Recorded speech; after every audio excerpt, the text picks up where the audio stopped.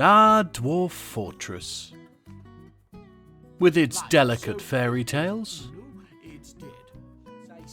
desperate follies, dastardly foes, The Mouse Devil. and damn good fun. What? No!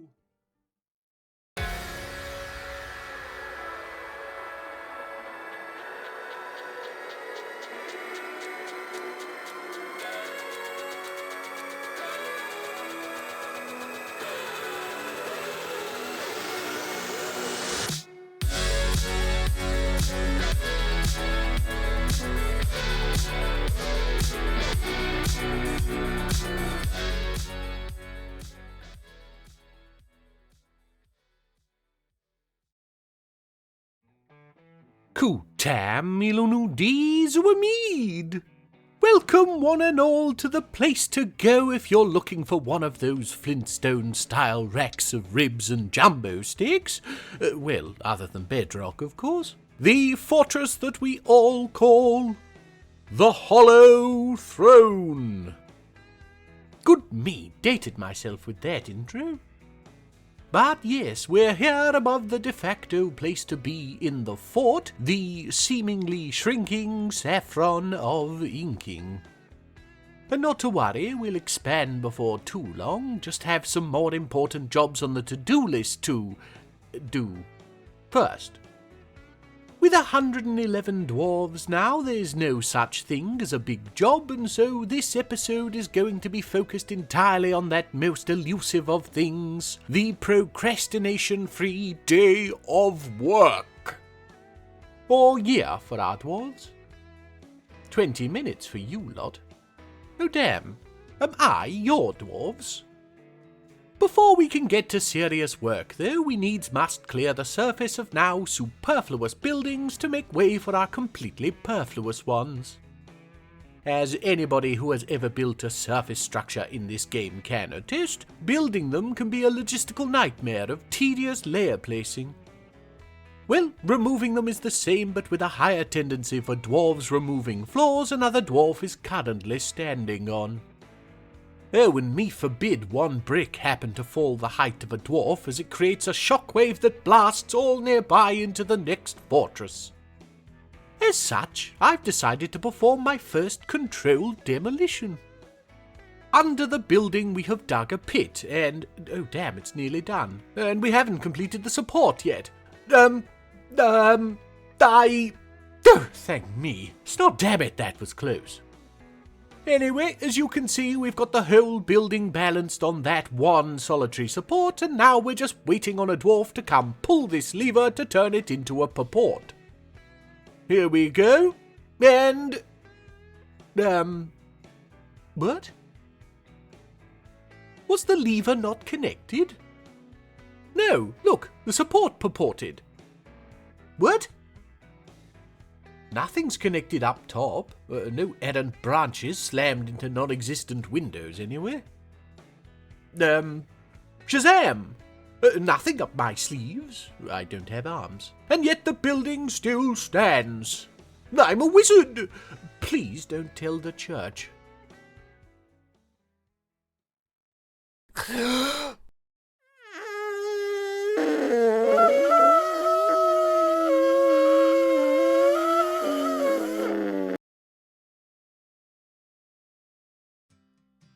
Oh joy, Eslom is back to whinge about the trees. Oh, but not yet, it would seem. No, heading off to our temple, praying for the strength to deal with our Duke Unib. He's really doubled down on the amulet obsession, and it's getting on everybody's nerves. No, is he talking to that duck? Hang on. Rising of the moon to you, Brother Mallard. The time draws near. Ready, you unfeathered and furred friends, for the fury of the forest. Oh, you buzzkill. Fine. We done whizzed on the trees to make 'em grow right fast, and stoppered the weeping pucker till his head blew up. He's on his way, so look sharp. No, it ain't bear. My dimension for a regional dialect translator. As for the intelligent ducks, that's a hanger-on from my messing with a duckling at Channel Glazes. No, not like that! No time to be worrying about elvish plots now, though, as Coolette Vessel Actions, Bob to his friends, has gone into a strange mood. Now he's a High Master armoursmith and has claimed a smithy, so I am of course overjoyed. Like many of our fort denizens now, he's a newer migrant, but that shouldn't lower him in our esteem. He's a loner, travelling to the Hollow Throne with naught but the clothes on his back and the wish to completely remake himself. Now, he's tough, patient, and characterised by mild temperatures, which runs counter to his time as team leader of the FFPP section of Morrison's in tin prices. Anyway, he's hard at work, so let's leave him to it. And he has created, just ignore the sprite of our broker, Notlith Kebon, ruined odour, an iron cap, studded with iron. Simple, inelegant, functional, and despite the name's literal translation being awkward, the true meaning is closer to, I love the smell of napalm in the morning. So, he's not quite kicked the retail ghosts. What he has done is picked up one of the few turbans we bought from the elves. Yes, we traded with them, I'm not proud of it. And now, as a legendary armoursmith, he goes to join his brethren in the saffron of inking. Well, stay close, Bob. We shall have need of your skills for our sacks of celebration. We're down in the depths now, where our miners have discovered a trove of obsidian far from any troublesome magma. So I've got them digging it all out. Unib still needs ducal quarters, and this will create some fabulous-looking furniture for it. We're actually down here looking for iron, and there's some hematite here too, you can see. With enough of a stockpile, I'll feel comfortable starting the pig iron production, and from there on to steel. I'm really thinking nothing is going to be able to touch our sacks of celebration. They'll be invincible! Oh dear, seems I've been neglecting my tree scanning duties and one of our dwarves, Mebzath, has died of dehydration in a tree. Don't worry about the mutilated bit, that's just from the fall. Something he was apparently unable to do whilst alive. I guess we know what Esloam was talking about now. But if the best the elves can do is one dwarf a year, then I'm not worried. My own count can eclipse that in a month. I'm not very good at this. Best we take a look in the trees now, see if there are any other errant desiccating dwarves. If you see one, wave or cheer. Nothing? Good. Back to work. Did I say work? I meant more nonsense. The Guild of Lizards is once again requesting a guild hall. You'll remember they did this once before. Turns out having a literal space for them wasn't enough, and so we've reallocated the same space and now filled it with enough rubbish to make it worth a bit. All done, happy little guild, we can go back to what's really important. Wait, no. Apparently not. It's the humans and they're here to trade trench coats for baby clothes. We're following Ador Fisher Garnished. Well, yeah, if you've got to, you'd rather it be garnished. Where the snot did you come from? I like 'em unadorned. Dinsborough? How? Easier to get your fist in, then. What? For when you drop your keys in. Ah, you're being geological. I thought you two were out. We are. We're holograms. Look, chuck that stapler. Oi! Oh, don't let now. Strange mood incoming. Oh, yes, Stinthad, but where the bloody me did they go? Well, anyway, Stinthad here is a gem setter, and she's claimed a gem cutter's workshop. She disdains harmony, hence the family name of Wrightswald, and is what most would call a racist. But seeing as every dwarf is iffy about the other races, and the feeling is generally mutual, the distinction seems immaterial. We're going to let her get to work, and hopefully whatever she makes won't need to be destroyed for decency reasons. Snodford? Gainsborough? Bloody lodgers! Well, she's done and has created Othor Mezam, the erasure of smokes. Okay, Dwarf Fortress, let's not get me demonetized, eh? For complete transparency, I will advise that smokes are goblins in this context, a colloquial term created at tin prices due to goblins living in fiery pits. It's exactly as racially charged as I thought it might be, but hating goblins is Tolkienian and therefore practically sacrosanct. The piece is adorned with an image of a forgotten beast, non-specific, so me knows what that looks like. Lightast our king, and Rakast Gold Polish, a baron of the dreamy city, rather confusingly the name of our government, not a specific site, I think. Oh, and alfalfa in llama wool, because there's nothing like drinking ale from a woolly mug.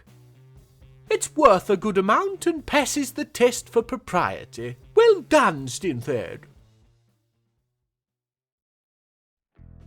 Here we are now in Duke Unib's new digs. Yes, that is what dwarves call their homes. It makes more sense for them, really. We'll start at the throne room, resplendent with marble statues of the hollow throne. Or, well, big cubes with HT carved on them. He's also got some pedestals with amulets on. I told you he was obsessed. The obsidian furniture is looking nice too, though somebody missed the memo and they've given him a throne identical to the ones for his dining hall. Which is here, still awaiting all the furniture, but already fully functional with what is there, seeing as nobody will sit with him for longer than 5 minutes. Then more cubes and amulets, of course. And then on to his bedroom, replete with mug for value and amulet for whatever it is he does with them. This is where I stuff the extra armour and weapon stands he's requested too, for all the armour and weapons he doesn't own. Probably just more storage for amulets, to be honest. So, yes, still not fully complete. Want more statues for the halls, but at least when foreign dignitaries come round, he's not having to meet them behind the sleep shack on the surface.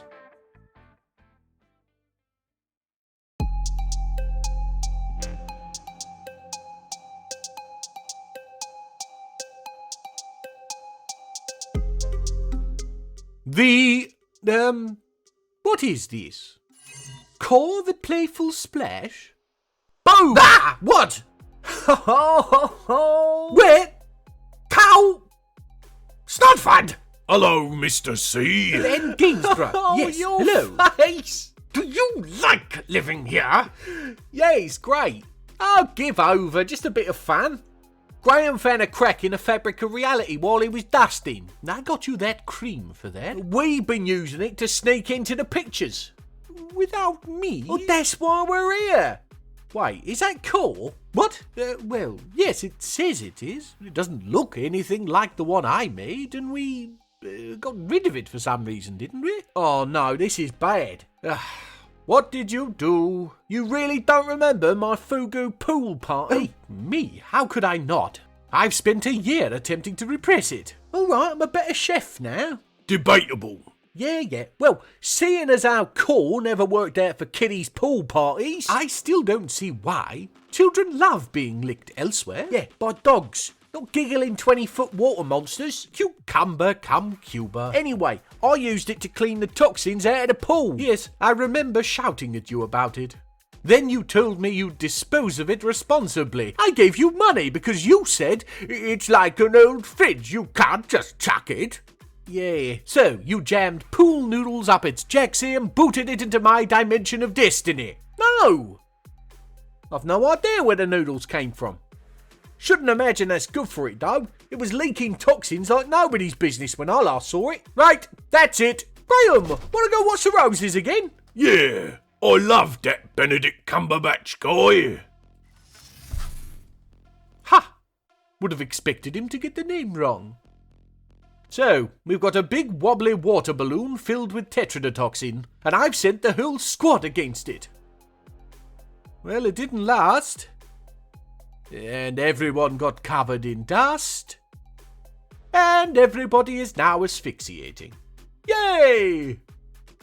Well, these are pretty hardy dwarves, used to the rough and tumble of fully armoured battle training. They've faced foes that'd make most dwarves wet their loincloths. They're the best damn warriors the Hollow Throne has ever seen! And they're all dead. Arses. Well, no use crying over the blue bloated corpses of spilt dwarves. Here you can see the newly formed blotted papers. Yes, named for the tissue paper our dwarves use to dry their tears. No, I didn't pick it. Reg leads with Aleth's help, them being the only surviving members of the inflated bladders. They're joined by Thykut, Asmel, Dishmab, Shorast, Moses, Tan, Momaz, and Asmel. Oh, we've got 2 now. How lovely! Oh, say her name a 3rd time and she appears. Hello, Asmel. Ha! And of course she's down to the Temple of Tadgers to get her jollies off. Incorrigible little minx. Just ignore the rotting dog corpse, we'll get that cleared away shortly. Oh, and what's this? Uvash Takemind has seen the chance in all this confusion to have a quiet little ceremony in the hospital to marry his lover, Shem Jumped Tongues.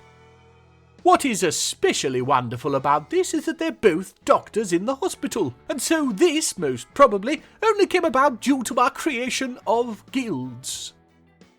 Not guilds as in the games guilds, but guilds like in Ankh-Morpork. No, I shan't drop the Pratchett themes. So now they and their cat Adil can live happily together, and we can be happy with the knowledge that we made it happen. Joy! Speaking of joy, take a look at what I'm building on the surface. A diamond of surface turf surrounded by what will be high and impenetrable stone block walls to grow the ridiculous amount of crops that we've got seeds for that need sunlight. Rutabagas, vetch, parsnips, carrots, alfalfa, the list is nearly endless, and our farmers have been sat on their hands planting the same 3 plump helmet seeds on rotation when they could have been working the soil up here. Ropereed especially is going to be a hot commodity. Not that we're short of silk for textiles, but it's always nice to have options. It may seem little space, but maintaining even this with how many types of plants we've got is going to be painful, so we'll just keep it as it is for now. Not to mention the building process is going to suck, and I'm sure it'll be utilised by the next flying threat we face, but you can't make a military without asphyxiating a few eggs.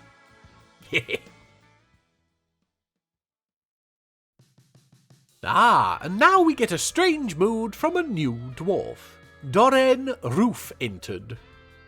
The gem-setting fence turned cat burglar. This light-fingered little figure has come to the Hollow Throne in the hopes of dodging the Lord in tin prices. Roof entered is actually his real name, though, him having shed his alias before arriving. So can you really blame what he became? Anyway, he's claimed a gem cutter's workshop and we'll leave him to it, because I've just seen the farmers rush off with seeds and I think that means... Yes, we have our first few plants being planted. Don't mind the blocks, needed to place floors to get the dwarves to remove errant bushes and saplings. There may be a remove surface nonsense button, but this worked anyway. Talking of removing surface nonsense, I've cleared the ramps around the base in the hopes that perhaps physics got confused, and now we're just waiting for somebody to pull the lever and... Still nothing. What on my dimension of destiny? Support purported correctly? Well, I really don't know then. Only other thing I could think is that the tree branch tips that brush the walls are somehow keeping it up. But surely not. Well, let's give it a go anyway. Oh, but Doran has finished, so let's have a quick look at that. Kiror Deleth, cell polished. A clear tourmaline toy hammer. Oh, this is fascinating. It's a glass hammer, one of those well-known useful items. On it is that one baron again, and some sweet potatoes. Taking the name into consideration, the messaging is clear. You can keep polishing your cell, Mr. Bombast, but it'll be of less use than this glass hammer, so you can go suck my sweet potatoes. Very provocative for a dwarf on the lam, but that's just how Doran rolls, apparently. Back to the demolition project, and here we go! Spoosh! Oh, whoops, caught in the blast there, poor Amos. But yes, it's down! Turns out it was the trees holding it up all along, because that makes sense. Bloody Dwarf Fortress. Now we're just down to the shack, and that'll be easily dealt with traditionally. Marvellous. So that's going to be it for another episode. We're close now to having the space to get my vision for the Hollow Throne started, and that's exciting. Though it would be nice if we could keep some of our dwarves alive to see the end of it. Not required, but nice. YouTube is being its usual wonderful self at the moment, and so you may have noticed Crumpet Sounds is growing like gonads in an ice bath when your nan bends over. And I just wanted to say, who cares? As anybody in my Discord or Patreon will know by now, I love making these, and so long as you wonderful individuals continue to watch them, I'll continue to make them. With that said, do look after yourselves, and I'll see you again next time. Anus Eshon, you most wonderful of individuals. Nanus Eshon. Right, just wait for them to... Aha! So, we... Yo! That's a portal to the mid-Atlantic! Flame? Enjoy the swim back! Ah. Oh damn, my chair fell in!